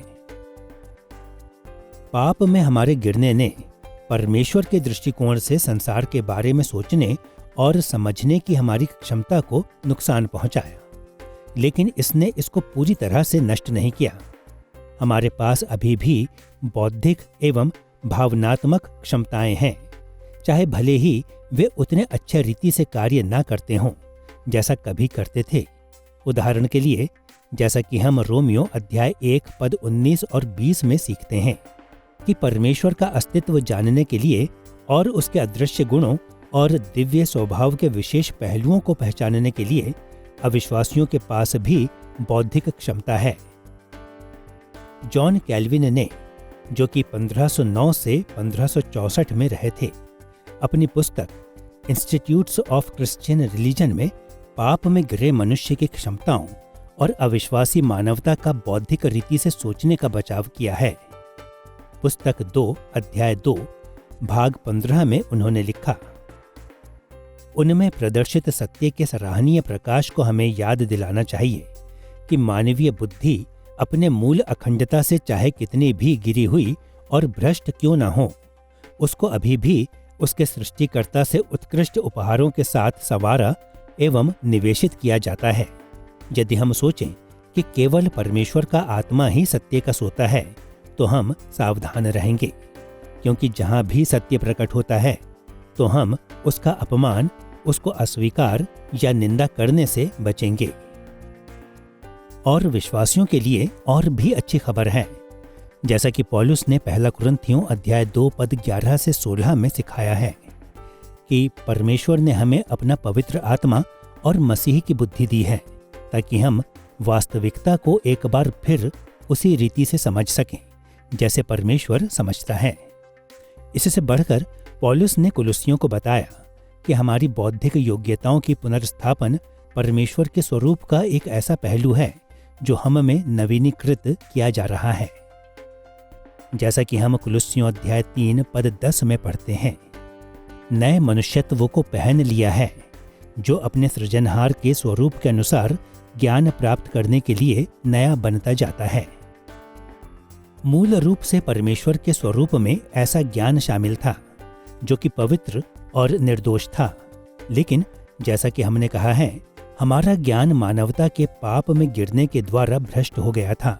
जब हम मसीह में विश्वास करते हैं तो परमेश्वर हम में अपने स्वरूप के इस पहलू का पुनर्स्थापन शुरू कर देता है। परिणाम स्वरूप हम और अधिक सही तरीके से सोचने एवं समझने में सक्षम होते हैं, जिससे कि हमारे विचार और तर्क उसके साथ अधिक मेल खाते हैं। उद्धार में पवित्र आत्मा के कार्य के बारे में सबसे असाधारण बातों में से एक है कि पवित्र आत्मा मनुष्य की बौद्धिक क्षमता, जो कि पहले क्षतिग्रस्त पाप में गिरा हुआ पाप से प्रदूषित हो गया था, उसको वापस बचाता है और फिर से मरम्मत करता है। और पवित्र आत्मा परमेश्वर की आत्मा के रूप में काम करता है, जो उस क्षमता को एक बार फिर से उत्तेजित मरम्मत सिद्ध करता है। इसलिए जब क्रूस के बारे में, मसीह के बारे में उद्घोषणा में परमेश्वर का अनुग्रह मनुष्य के जीवन में आता है, तो मनुष्य दोबारा ठीक से प्रतिक्रिया देना और यीशु को प्रभु और उद्धारकर्ता के रूप में स्वीकार करने का निर्णय लेना शुरू कर सकता है। और यहाँ तक कि उसके बाद भी पवित्र आत्मा समझ के आत्मा के रूप में कार्य करता है। ऐसी आत्मा जो मानव जाति को सोचने के लिए, सब बातों को ग्रहण करने और सब बातों को सोचने और सब बातों का मूल्यांकन करने और जो बातें परमेश्वर सत्य में चाहता उसके अनुसार चलने में मदद देती है। परमेश्वर के स्वरूप के पहलुओं के रूप में हमारे नैतिक और बौद्धिक गुणों को देख लेने के बाद हम लोग अपना ध्यान अपने आत्मिक गुणों की ओर मोड़ने के लिए तैयार हैं। क्योंकि परमेश्वर का कोई भौतिक शरीर नहीं है। धर्म विज्ञानी अक्सर कहते हैं कि वह एक आत्मा है। बेशक इसका अर्थ यह नहीं है कि वह उसी तरह से सीमित है जैसे प्राणियों की आत्माएं हैं। इसके विपरीत इसका अर्थ है कि वह प्राकृतिक प्रभुत्व के परे और उससे ऊपर है, अलौकिक क्षेत्र में, जहां उसका कोई भौतिक शरीर नहीं है। वेस्टमिंस्टर शॉर्टर कैटेकिज्म का उसके प्रश्न और उत्तर संख्या 4 में यही वह अर्थ है। यह पूछने के बाद कि परमेश्वर क्या है, कैटेकिज्म का उत्तर यह कहने के द्वारा शुरू होता है, परमेश्वर एक आत्मा है। इस विश्वास का कारण यूहन्ना अध्याय 4 पद 24 जैसे पदों से स्पष्ट है, जो स्पष्ट रूप से कहता है, परमेश्वर आत्मा है। परमेश्वर की आत्मिकता पुराने नियम के उन अनुच्छेदों में भी स्पष्ट है जो परमेश्वर की आत्मा के लिए संदर्भित हैं। उदाहरण के लिए उत्पत्ति अध्याय 1 पद 2 सृष्टि के समय जल के ऊपर परमेश्वर की आत्मा के मंडलाने को संदर्भित करता है, और निर्गमन अध्याय 31 पद 3 रिपोर्ट देता है कि मिलाप वाले तंबू और सजावट को बनाने के लिए परमेश्वर की आत्मा ने शिल्पकार बेजलेल को सशक्त किया। इस तरह के पुराने नियम के अनुच्छेदों में यह वाक्यांश परमेश्वर का आत्मा स्वयं परमेश्वर के लिए संदर्भित है, जो कि एक आत्मा है। जैसा कि हमने पहले वाले पाठ में देखा, मनुष्यों के पास भी आत्मिक घटक हैं। परमेश्वर ने हमें भौतिक शरीरों और अभौतिक आत्माओं के साथ सृजा है। इसलिए हमारा अभौतिक आत्मिक अस्तित्व ऐसा एक और गुण है जिसे हम परमेश्वर के साथ साझा करते हैं। हम इसको विशेष रूप से उत्पत्ति अध्याय 2 पद 7 में देख सकते हैं, जहां परमेश्वर ने आदम के शरीर के भीतर स्वयं अपनी श्वास को फूंकने के द्वारा आदम में आत्मा की सृष्टि की। हमें यह भी बताना चाहिए कि परमेश्वर द्वारा आदम की रचना मानवता को परमेश्वर के अन्य प्राणियों से अलग करती है। उत्पत्ति अध्याय 1 पद 30 और अध्याय 7 पद 15 जैसे पद जानवरों के प्राणों का उल्लेख करने के लिए प्राण और आत्मा के लिए इब्रानी शब्दों का उपयोग करते हैं, लेकिन सिर्फ आदम के लिए लिखा है कि उसने अपनी आत्मा को परमेश्वर द्वारा उसमें श्वास फूंकने के द्वारा प्राप्त किया। इसके अलावा परमेश्वर के सभी प्राणियों में से सिर्फ मनुष्यों के लिए कहा जाता है कि हमारे शरीरों के मरने के बाद मनुष्य का आत्मिक अस्तित्व होता है।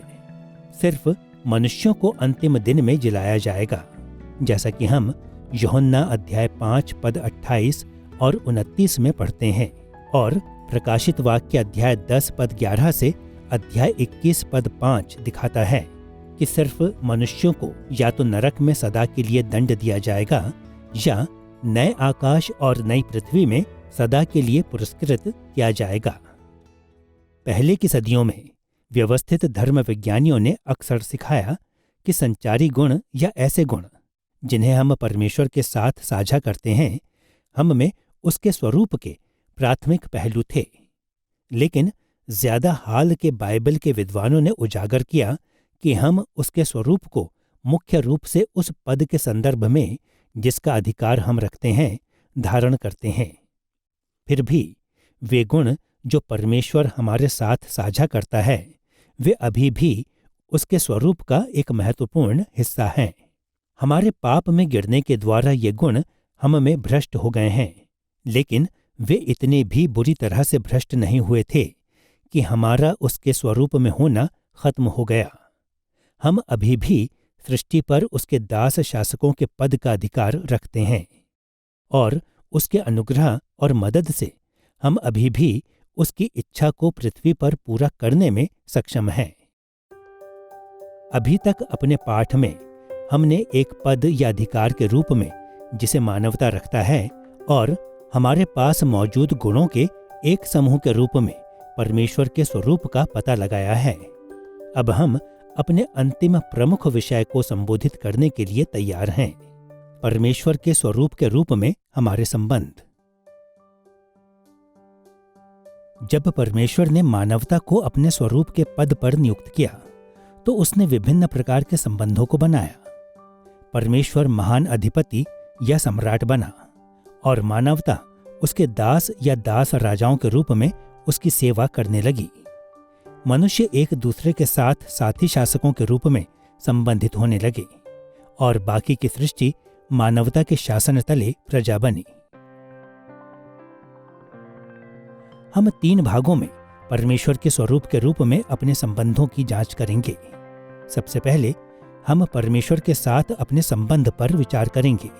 दूसरा, हम अन्य मनुष्यों के साथ अपने संबंध को जांचेंगे और तीसरा, हम सृष्टि के साथ अपने संबंध पर ध्यान केंद्रित करेंगे। आइए पहले परमेश्वर के साथ अपने संबंध को देखते हैं। जैसा कि हमने पहले के पाठ में देखा, जब परमेश्वर ने मानवता को सृजा तो उसने हमारे साथ वाचा वाले संबंध को बांधा। यह वाचा एक महान सम्राट या अधिपति, इस केस में परमेश्वर, और एक दास या दास राजा, इस केस में मानवता के बीच प्राचीन मध्य पूर्व की संधियों के समान थी। विशेष रूप से मानवता के साथ परमेश्वर की वाचा ने 3 विशेषताओं को दिखाया जो प्राचीन मध्य पूर्व संधियों में आम थी। अपने दास के प्रति अधिपति राजा का परोपकार, वफादारी जो अधिपति राजा अपने दास से चाहता था, और वे परिणाम जो दास की वफादारी या विद्रोह का नतीजा होंगे। और जिस प्रकार प्राचीन मध्य पूर्व की वाचाएं पीढ़ियों तक जारी रहते थे, मानवता के साथ परमेश्वर की वाचा भी हमारी पीढ़ियों में जारी हैं। हम परमेश्वर के साथ हमारे वाचा वाले संबंध के 3 पहलुओं पर प्रकाश डालेंगे, जो कि उसके स्वरूप के रूप में हमारी भूमिका के लिए विशिष्ट हैं। पहला, परमेश्वर के चरित्र को प्रतिबिंबित करने का हमारा दायित्व। दूसरा, पवित्र आराधना को बढ़ावा देने के लिए हमारा दायित्व।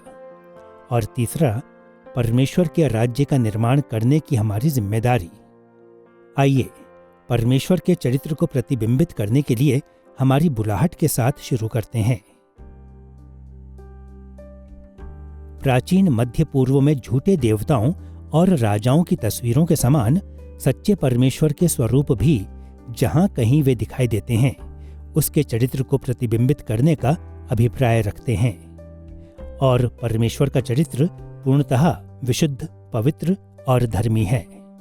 परिणाम स्वरूप उसके मानव वाले स्वरूपों से भी पूर्णतः विशुद्ध, पवित्र और धर्मी होने की अपेक्षा की जाती है। पहला पत्रस अध्याय 1 पद 15 और 16 में पत्रस ने यह लिखा, पर जैसा तुम्हारा बुलाने वाला पवित्र है, वैसा ही तुम भी अपने सारे चाल चलन में पवित्र बनो, क्योंकि लिखा है, पवित्र बनो क्योंकि मैं पवित्र हूं। और इब्रानियों का लेखक इब्रानियों अध्याय 12 पद 14 में कहता है, सबसे मेल मिलाप रखो और उस पवित्रता के खोजी हो जिसके बिना कोई प्रभु को कदापि न देखेगा। बेशक पाप में गिरे हुए मनुष्य स्वयं अपनी योग्यता के बल पर पूर्ण रूप से पवित्र नहीं हो सकते। हम परमेश्वर के सामने अपने अस्तित्व के लिए पूरी रीति से मसीह की सिद्ध पवित्रता पर भरोसा रखते हैं। फिर भी परमेश्वर अभी भी हमसे चाहता है कि अपने जीवनों में पवित्रता को इन माध्यमों के द्वारा खोजें, जैसे कि उसकी आज्ञाओं को मानना। मैं कहूंगा कि सार में परमेश्वर की नैतिक व्यवस्था 10 आज्ञाएं मूल रूप से परमेश्वर के चरित्र को प्रतिबिंबित करते हैं। वे हमें बताते हैं कि परमेश्वर क्या चाहता है, और इसलिए वे भावशून्य नियम नहीं हैं जो कि परमेश्वर से अलग हों। ऐसा नहीं कि परमेश्वर तर्क वितर्क कर रहा था कि क्या मुझे उन्हें हत्या करने के लिए या नहीं करने के लिए बताना चाहिए। नहीं, परमेश्वर ने 6ठी आज्ञा में कहा, हत्या ना करना, क्योंकि मौलिक रूप से परमेश्वर हत्यारा नहीं है। आप इसे सकारात्मक रीति से भी कह सकते थे। यह कहता है हत्या ना करना, लेकिन हम कह सकते थे निर्दोष मानवीय जीवन का सम्मान आप जितना कुछ भी कर सकते हैं उसे कीजिए। यही परमेश्वर करता है, यही परमेश्वर चाहता है। या आज्ञा हमसे व्यभिचार ना करने के लिए कहती है। आप इसे सकारात्मक रीति से कह सकते थे, उन लोगों के प्रति वफादार रहें जिनके साथ आप घनिष्ठ हैं। अच्छा, तो क्यों? क्योंकि परमेश्वर उसके समान है, और इसलिए क्योंकि परमेश्वर की व्यवस्था वास्तव में बताती है कि वह कौन है और वह किसके समान है। क्योंकि हम परमेश्वर के संसार में रह रहे हैं और हम परमेश्वर के स्वरूप को धारण करने वाले उसके समान होने के लिए बनाए गए हैं, उसके समान कार्य करने के लिए। यदि आप चाहते हैं, यह स्वरूप को धारण करने का एक हिस्सा है। इस प्रकार हम कह सकते हैं कि परमेश्वर की व्यवस्था का हमसे संबंधित ना होना या हमारे ऊपर लागू ना होना असंभव होगा यदि हम परमेश्वर की नैतिक व्यवस्था के बारे में बात करते हैं। दुख की बात है कि हम परमेश्वर की आज्ञा पालन करने की और उसके वाचा वाली आज्ञाओं को मानने की कितनी भी कोशिश क्यों ना करें, उसके प्रति वफादार बनने की हम कितनी भी कोशिश क्यों ना करें, हम सदैव असफल रहेंगे। पवित्र शास्त्र इसको सभोपदेशक अध्याय 7 पद 20, रोमियो अध्याय 7 पद 18 और 19 और अध्याय 8 पद 3 और गलातियो अध्याय 5 पद 17 जैसी जगहों पर स्पष्ट करता है। जैसा कि प्रेरित यूहन्ना ने पहला यूहन्ना अध्याय 1 पद 8 और 10 में लिखा, यदि हम कहें कि हम में कुछ भी पाप नहीं तो अपने आप को धोखा देते हैं और हम में सत्य नहीं। यदि हम कहें कि हमने पाप नहीं किया तो उसे झूठा ठहराते हैं और उसका वचन हम में नहीं है। और वेस्टमिंस्टर लार्जर कैटेकिज्म प्रश्न 149 का उत्तर सिद्ध होने की हमारी अयोग्यता के बारे में इस सारांश को प्रस्तुत करता है। कोई भी मनुष्य ना तो स्वयं से या इस जीवन में प्राप्त किसी भी अन्य अनुग्रह से परमेश्वर की आज्ञाओं को सिद्ध रूप से मानने में योग्य नहीं है, लेकिन प्रतिदिन उन्हें विचार, वचन और कर्म में तोड़ता है। इस तथ्य के बावजूद कि मसीह को छोड़कर कोई भी परमेश्वर का स्वरूप इस जीवन में उसके चरित्र को सिद्धता से प्रतिबिंबित नहीं कर सकता है, हम सबका कर्तव्य है कि अपने पूरे व्यक्तित्व के साथ पवित्रता और धार्मिकता को खोजें, और परमेश्वर के अनुग्रह से उस प्रक्रिया के माध्यम से हम लोग उसके और स्पष्ट स्वरूप बन रहे हैं। इसीलिए 2 कुरिन्थियों अध्याय 3 पद 18 में पौलुस लिख सका, जब हम सबके उघाड़े चेहरे से प्रभु का प्रताप इस प्रकार प्रकट होता है तो हम उसी तेजस्वी रूप में अंश अंश करके बदलते जाते हैं। परमेश्वर के चरित्र को प्रतिबिंबित करने के हमारे दायित्वों के संदर्भ में परमेश्वर के साथ अपने संबंधों को देख लेने के बाद आइए पवित्र आराधना को बढ़ावा देने अपने कर्तव्य पर विचार करें। मनुष्य परमेश्वर का वास्तविक स्वरूप है। इस तथ्य का अर्थ है कि मूर्तियां और अन्य गैर मानवीय उसके निरूपण झूठे स्वरूप हैं। यद्यपि पाप में गिरा हुआ हमारा अंतर्ज्ञान सुझाव दे सकता है कि गढ़ी गई प्रतिमाओं के माध्यम से परमेश्वर की आराधना करना उसे सम्मानित करेगा, लेकिन पवित्र शास्त्र इस विचार को खारिज करता है। यह वह पाप हो सकता है जिसे निर्गमन अध्याय 32 में हारून ने किया, जब उसने यहोवा की आराधना में इस्तेमाल करने हेतु इस्राएल के लिए सुनहरा बछड़ा बनाया, और निर्गमन अध्याय 20 पद 3, जहां परमेश्वर खुदी हुई या गढ़ी गई प्रतिमाओं को मना करता है, स्पष्ट रूप से दृश्यमान निरूपणों के माध्यम से उसकी आराधना करने पर प्रतिबंध लगाता है।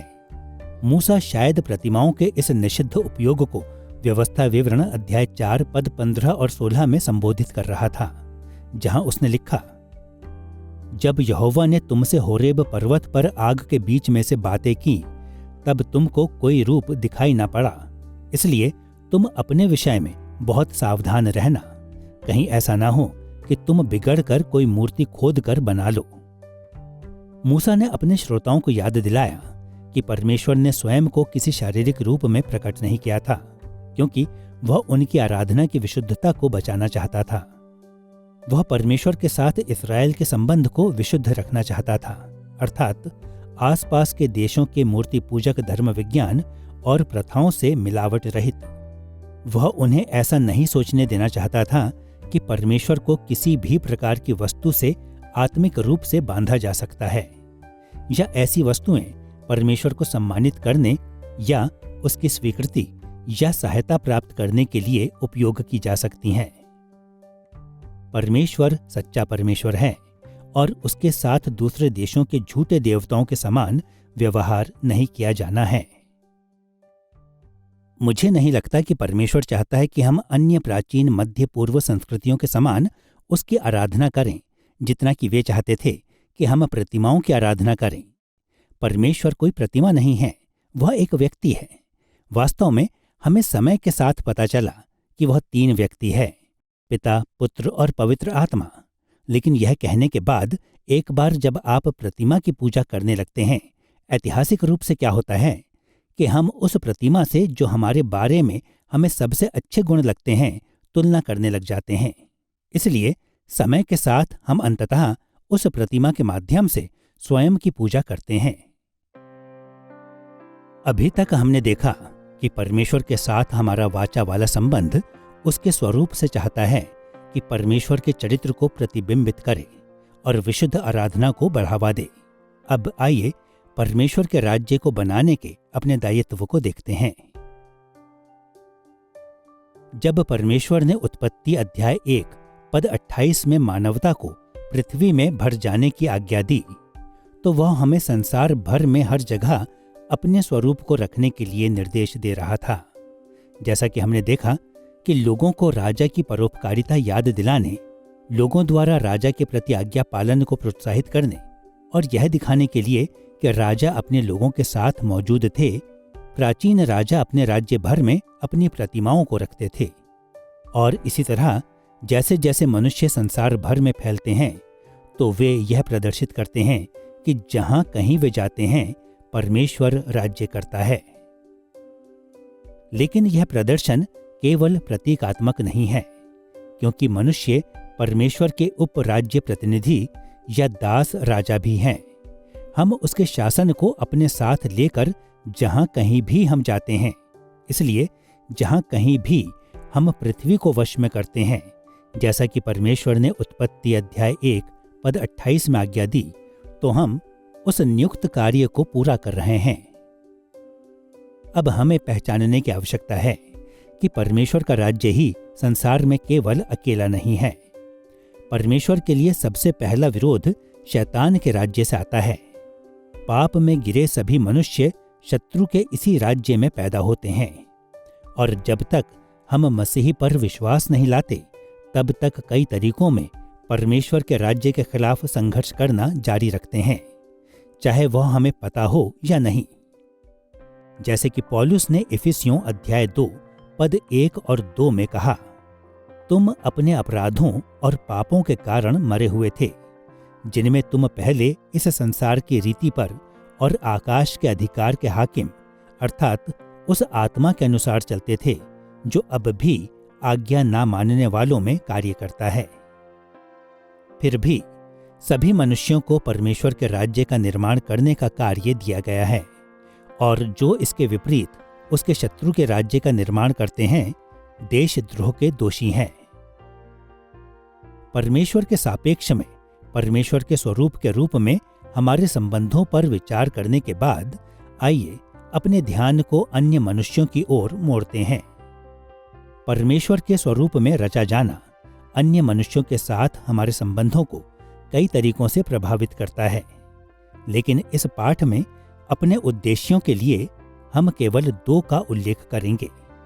लोगों के साथ सम्मानजनक व्यवहार करने का हमारा दायित्व और न्याय को बनाए रखने का महत्व। हम मनुष्य के सम्मान पर विचार करने के द्वारा शुरू करेंगे। कल्पना कीजिए कि एक नए माता व पिता ने अपने शिशु की तस्वीरें ली और उन्हें अपने परिवार के सदस्यों को भेजी। कुछ परिवार सदस्यों ने शिशु को दुलार किया, इसलिए उन्होंने तस्वीरों को अपने घरों में लगाया। अन्यों ने उन्हें अपने दोस्तों को दिखाने के लिए अपने बटुए और पर्स में रखा, या उनकी देखभाल के लिए उन्हें सुरक्षित रखने के लिए फोटो एल्बम में लगाया। लेकिन कुछ परिवार के सदस्यों ने शिशु को अपमानित किया, उसकी तस्वीर को बिगाड़ दिया, उन्हें कचरे में फेंक दिया। खैर, आप कल्पना कर सकते हैं कि माता पिता उन लोगों से कितना नाराज होंगे जिन्होंने चित्रों में उनके बच्चे के लिए ऐसा अनादर दिखाया होगा। मानवता में परमेश्वर के स्वरूप के बारे में कुछ ऐसा ही सच है। प्रत्येक मनुष्य उसके लिए कीमती है, क्योंकि प्रत्येक मनुष्य उसके स्वरूप को धारण करता है, और इसका अर्थ है कि प्रत्येक मनुष्य आदर और सम्मान के साथ व्यवहार किए जाने का हकदार है। उत्पत्ति अध्याय 1 पद 27 और 28 और अध्याय 5 पद 1 से 3 सिखाते हैं कि प्रत्येक मनुष्य परमेश्वर के स्वरूप को धारण करता है। यह हमारे लिंग, उम्र, जाति, धन, सामाजिक स्थिति, स्वास्थ्य, योग्यताएं, दिखावट या किसी और चीज के बिना भी सच है, जो हमें एक दूसरे से अलग करता है। हाँ, हमारे गुण परमेश्वर को अलग अलग मात्राओं में प्रतिबिंबित कर सकते हैं, लेकिन प्रत्येक मनुष्य आदर और सम्मान के साथ व्यवहार किए जाने के लिए पर्याप्त मात्रा में परमेश्वर के स्वरूप को धारण करता है।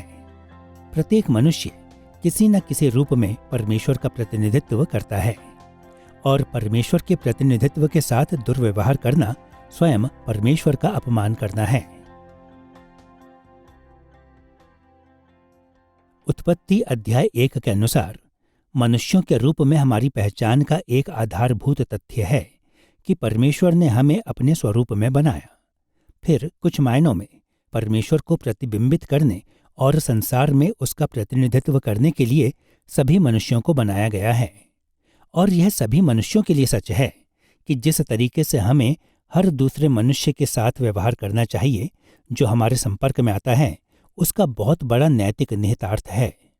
यदि वास्तव में सभी मनुष्य परमेश्वर का प्रतिनिधित्व करते हैं, तो फिर जिस तरीके से हम दूसरे मनुष्य के साथ व्यवहार करते हैं, वह परमेश्वर के साथ हमारे संबंध को दर्शाता है। जिस हद तक हम किसी अन्य मनुष्य का आदर करते हैं, हम उसके सृष्टिकर्ता परमेश्वर का आदर कर रहे हैं। जिस हद तक हम अन्य मनुष्यों का अपमान करते, चोट लगाते और निंदा करते हैं, हम परमेश्वर का अपमान करते हैं। इसलिए उदाहरण के लिए उत्पत्ति अध्याय 9 पद 6 में हत्या के पाप के लिए मृत्यु दंड की निर्णायक सजा दी जाती है, क्योंकि मनुष्य को परमेश्वर के स्वरूप में रचा गया है। इस कारण हत्या का शिकार हुआ व्यक्ति परमेश्वर के स्वरूप को धारण किए हुए है, और जब आप स्वरूप को धारण किए हुए व्यक्ति पर आक्रमण करते हैं, तो आप परमेश्वर पर आक्रमण कर रहे हैं। याकूब अध्याय 3 पद 9 में हमसे कहा गया है कि एक दूसरे की निंदा मत करो। तो अब न कि शारीरिक आक्रमण, लेकिन मौखिक आक्रमण, लेकिन कारण है क्योंकि मनुष्य को परमेश्वर की समानता में रचा गया है। ठीक इसी शब्दावली का प्रयोग ना करते हुए, लेकिन नीतिवचन अध्याय 14 पद 31 में हम पढ़ते हैं, जो कंगाल पर अंधेर करता वह उसके कर्ता की निंदा करता है, परंतु जो दरिद्र पर अनुग्रह करता वह उसकी महिमा करता है। इस तरह यहाँ पर मामला आर्थिक उत्पीड़न का है। चाहे यह शारीरिक या मौखिक या आर्थिक हो, सिद्धांत स्पष्ट हैं। परमेश्वर के स्वरूप को धारण करने वाले से हम जैसा व्यवहार करते हैं, वह सब कुछ स्वयं परमेश्वर के प्रति हमारे दृष्टिकोण और प्रतिक्रिया से संबंधित है। और इन सभी अनुच्छेदों पर ध्यान देने वाली महत्वपूर्ण बात है कि मानवता के लिए शब्दावली उतनी ही आम है जितनी यह हो सकती है। यह केवल परमेश्वर के वाचा वाले लोगों तक ही सीमित नहीं है। यह मानवता के रूप में मानवता ही है। इसलिए इससे कोई फर्क नहीं पड़ता कि क्या जाति, क्या लिंग, क्या सामाजिक आर्थिक वर्ग है, चाहे व्यक्ति धार्मिक या अधार्मिक, चाहे व्यक्ति नैतिक या अनैतिक हो, प्रत्येक मनुष्य परमेश्वर के स्वरूप को धारण करता है और इसलिए वे आदर और सम्मान के हकदार हैं। और जिस तरह से हम उनसे व्यवहार करते हैं, वह परमेश्वर के प्रति हमारे ज्यादातर व्यवहार को दर्शाता है। सभी मनुष्यों की गरिमा को पहचानने के अलावा न्याय को बनाए रखना भी महत्वपूर्ण है। पवित्र शास्त्र सीधे तरीके से आज्ञा देता है कि हम परमेश्वर के सभी स्वरूपों के लिए न्याय को बनाकर रखें। उत्पत्ति अध्याय 9 पद 6 हत्या की मनाही इस आधार पर करता है कि सभी मनुष्य परमेश्वर के स्वरूप में रचे गए हैं। और याकूब अध्याय 3 पद 9 दूसरे लोगों की निंदा करने की मनाही इसी कारण के लिए करता है। परमेश्वर के राज्य की ओर देखने के द्वारा हम लोग न्याय को बनाए रखने के महत्व को भी देख सकते हैं। जब परमेश्वर ने अपने राज्य का निर्माण करने के लिए मानवता को नियुक्त किया, तो उसके वाचा वाली व्यवस्था को मानने और उस व्यवस्था को निष्पक्ष और न्यायपूर्ण तरीके से लागू करने की उसने आज्ञा दी। परमेश्वर के दास राजा के रूप में न्याय का संरक्षण करने के लिए हमें बाध्य करने की हमारी भूमिका को देखने का एक सबसे अच्छा तरीका है उस बात को देखना कि पवित्र शास्त्र अच्छे राजाओं के बारे में क्या कहता है। उदाहरण के लिए दूसरा इतिहास अध्याय 9 पद 8 में शीबा की रानी ने सुलेमान राजा के लिए इस प्रशंसा की पेशकश की। धन्य है तेरा परमेश्वर यहोवा, जो तुझसे ऐसा प्रसन्न हुआ कि तुझे अपनी राजगद्दी पर इसलिए विराजमान किया कि तू अपने परमेश्वर यहोवा की ओर से राज्य करे। तेरा परमेश्वर जो इस्राएल से प्रेम करके उन्हें सदा के लिए स्थिर करना चाहता था, इसी कारण उसने तुझे न्याय और धर्म करने को उनका राजा बना दिया। शीबा की रानी ने ठीक ही कहा कि अच्छे राजा यहोवा के लिए राज्य करते हैं, अर्थात वे उसके द्वारा सौंपे गए अधिकार का प्रयोग करते हैं और वे इस अधिकार का उपयोग न्याय और धार्मिकता बनाए रखने के लिए करते हैं। क्योंकि सभी मनुष्य सुलेमान वाले उसी भूमिका को साझा करते हैं, हम भी अपने साथी मनुष्यों के लिए न्याय को बनाए रखने की जिम्मेदारी साझा करते हैं। हम न्याय के बारे में इसी तरह की भाषा को आने वाले मसीहा या ख्रिस्त के लिए यशायाह वाले विवरण में पाते हैं। परमेश्वर के पृथ्वी वाले साम्राज्य पर अंतिम राजा, जिसे अब हम यीशु के रूप में जानते हैं। यशायाह अध्याय 42 पद 1 से 4 के अनुसार वह जाति जाति के लिए न्याय प्रकट करेगा, वह सच्चाई से न्याय चुकाएगा, वह ना थकेगा और ना याव छोड़ेगा, जब तक वह न्याय को पृथ्वी पर स्थिर ना करे, और द्वीपों के लोग उसकी व्यवस्था की बाट जोहेंगे। जैसा कि सुलेमान और यीशु का उदाहरण दिखाता है, सभी मानवता के लिए न्याय को संरक्षित रखना परमेश्वर के स्वरूप के रूप में हमारी भूमिका का एक महत्वपूर्ण हिस्सा है।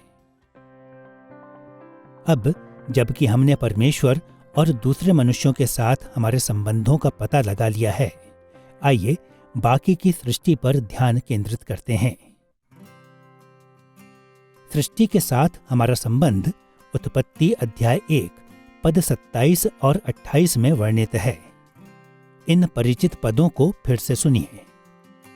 परमेश्वर ने मनुष्य को अपने स्वरूप के अनुसार उत्पन्न किया, अपने ही स्वरूप के अनुसार परमेश्वर ने उसको उत्पन्न किया, नर और नारी करके उसने मनुष्यों की सृष्टि की। परमेश्वर ने उनको आशीष दी और उनसे कहा, फूलो फलो और पृथ्वी में भर जाओ और उसको अपने वश में कर लो और समुद्र की मछलियों तथा आकाश के पक्षियों और पृथ्वी पर रेंगने वाले सब जंतुओं पर अधिकार रखो। परमेश्वर के स्वरूप के रूप में मनुष्य सृष्टि का रखवाला है। हमारा कार्य पृथ्वी को भरना और वश में करना और उसके सभी जीवों पर अधिकार रखना है। धर्म विज्ञानी अक्सर इस सौंपे गए काम को सांस्कृतिक अध्यादेश के रूप में संदर्भित करते हैं, क्योंकि इसकी मांग थी कि हम संसार का विकास करें, इसे एक जंगल से बदलकर वाटिका बनाएं और हर एक जगह पर मानव संस्कृति और समाज को स्थापित करें। लेकिन वास्तव में इसमें क्या शामिल है? जब मैं उत्पत्ति अध्याय 1 और 2 को पढ़ता हूं और उन जिम्मेदारियों के बारे में सोचता हूं जो मनुष्यों के रूप में हमें दी गई हैं, तो वे 2 श्रेणियों में विभाजित होते प्रतीत होते हैं। एक ओर परमेश्वर हमसे कहता है, फूलो फलो और पृथ्वी में भर जाओ, और यह अधिक मानव जीवन को पैदा करने के लिए एक अद्भुत आदेश है। एक तरह से उस सृष्टि में जिसे परमेश्वर ने बनाया, उसमें उप सृष्टिकर्ता होना। दूसरा आदेश या दूसरा कार्य जो हमें दिया गया है, वह सृष्टि की देखभाल करना है। परमेश्वर की महिमा के लिए इसका प्रबंधन करना, इसको वश में करना, वह बात है जो हमें उत्पत्ति के इन अध्यायों में बताई गई है। इस तरह से हमें न सिर्फ प्रजनन करने के लिए, न सिर्फ फलने फूलने के लिए कहा गया है, लेकिन जब हम मानवता के रूप में बढ़ते हैं तो हमें उस सृष्टि की देखभाल करनी है जिसे परमेश्वर ने बनाया है। हमें पृथ्वी में निरंतर जारी रहने वाली व्यवस्था को लाना है। हमें सृष्टि में फलवंत होना है। हमें जमीन पर खेती करनी और उसकी देखभाल करनी है। हमें उस रचनात्मक आवेग को लेना है जो परमेश्वर से आता है, जो हमें निहित किया गया है, उसके स्वरूप में बनाया गया है, और उस संसार में सृष्टि करना जारी रखना है जो उसने हमें दिया है। उत्पत्ति अध्याय 2 पद 8 में हमें बताया गया है कि परमेश्वर ने अदन में एक वाटिका लगाई, लेकिन हमें कभी नहीं बताया गया कि बाकी का संसार कैसा दिखता था। हम जानते हैं कि पूरे उत्पत्ति अध्याय 1 में परमेश्वर ने संसार को अच्छा कहा, और बाइबल के विद्वान इस बात से सहमत प्रतीत होते हैं कि इस मामले में इब्रानी शब्द टोव, जिसका अनुवाद हम अच्छे के रूप में करते हैं, उसका अर्थ परमेश्वर को भावता हुआ और शारीरिक रूप से सुंदर दोनों हैं। फिर भी इस तथ्य में कि मानवता को पृथ्वी पर वश में करने का कार्य सौंपा गया था, यह अंतर्निहित है कि अभी और भी काम करना बाकी था। उत्पत्ति अध्याय 3 पद 8 कहता है कि परमेश्वर अदन की वाटिका में चलता फिरता था, इसलिए यह उसके निवास के लिए उपयुक्त स्थान था। जैसा कि हमने पहले के पाठ में देखा, उसने आदम और हव्वा को वाटिका में याजकों का कार्य दिया, इसलिए वाटिका उसका पवित्र निवास या मंदिर भी था। लेकिन ये तथ्य संकेत देते हैं कि बाकी का संसार भिन्न था। सांस्कृतिक अध्यादेश के माध्यम से परमेश्वर ने मनुष्यों से वाटिका की सीमाओं के बाहर बाकी के संसार में फैलने की, और जैसे जैसे वे आगे बढ़ते हैं तो उसे वश करके पूरे संसार को परमेश्वर के वाटिका वाले पवित्र स्थान में बदलने की अपेक्षा की।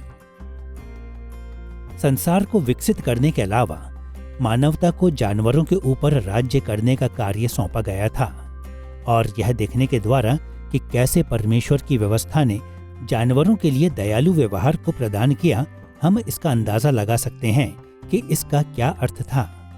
पालतू बनाए गए जानवरों के संबंध में निर्गमन अध्याय 20 पद 10 उन्हें सप्ताह वाले सप्त विश्राम को प्रदान करता है। व्यवस्था विवरण अध्याय 22 पद 10 असमान जुएं पर प्रतिबंध लगाता है, शायद शारीरिक तनाव के कारण जो वह पैदा करता है। और व्यवस्था विवरण अध्याय 25 पद 4 बैल को उस अनाज को खाने की अनुमति देता है जिसे वह दांवता है।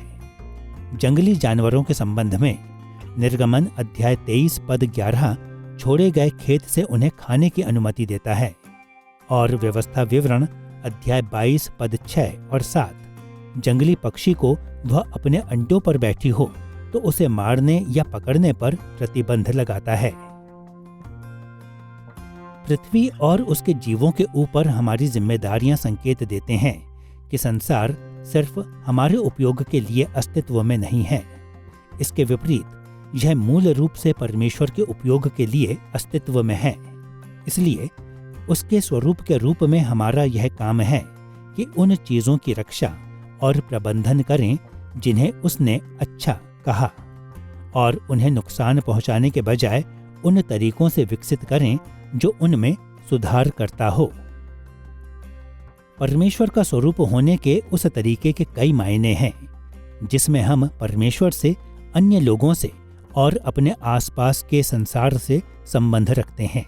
पृथ्वी पर परमेश्वर के प्रतिनिधि होने के नाते हमारे विचार, व्यवहार और भावनाएं उस पर प्रतिबिंबित होते हैं, और वह उन तरीकों में हमारी भूमिका निभाने के लिए हमें व्यक्तिगत रूप से जिम्मेदार ठहराता है जो उसके उद्देश्यों को पूरा करते हैं, उसकी सृष्टि और जीवों को लाभ पहुंचाते हैं और उसकी महिमा करते हैं। इस पाठ में हमने परमेश्वर के स्वरूप के रूप में मानवता की भूमिका के 3 पहलुओं पर विचार किया। हमने झूठे देवताओं की प्रतिमाओं और सच्चे परमेश्वर के स्वरूपों की तुलना करने के द्वारा अपने पद का पता लगाया। हमने परमेश्वर के स्वरूप के रूप में हमारे पास नैतिक, बौद्धिक और आत्मिक गुणों का वर्णन किया, और हमने परमेश्वर, अन्य मनुष्यों और बाकी की सृष्टि के साथ हमारे संबंधों पर विचार किया। कई आधुनिक दर्शन पूरी रीति से मानव केंद्रित हैं। उनका विश्वास है कि परम अधिकार के रूप में परमेश्वर पर ध्यान केंद्रित करना मनुष्यों को गुलाम बना देता है, जबकि परमेश्वर से अलग मानवता पर ध्यान केंद्रित करना आत्मसम्मान और आत्मविश्वास को बढ़ावा देता है। लेकिन यह एकदम उल्टी बात है।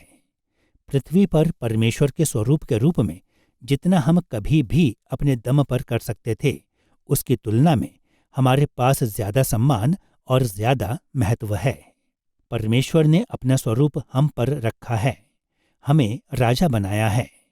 हम उसके शासन का प्रतिनिधित्व करने, उसके सौंपे गए अधिकार का प्रयोग करने, उसके चरित्र को व्यक्त करने और उसकी इच्छा को पूरा करने के लिए जिम्मेदार हैं। संभवतः मानवता को इससे ज्यादा महत्व और आत्मविश्वास और क्या दे सकता है।